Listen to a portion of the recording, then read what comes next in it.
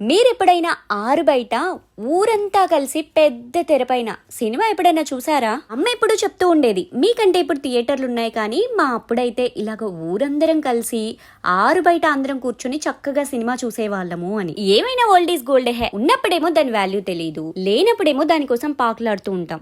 నిజమే కదా? సింగపూర్ లో మేముంటున్న ప్లేస్ దగ్గరలో ఆరు బయట సినిమా వేస్తున్నారు అని తెలిసినప్పుడు పరిగెత్తుకుంటూ వెళ్ళిపోయాం, ఎలా ఉంటుందో చూద్దామని.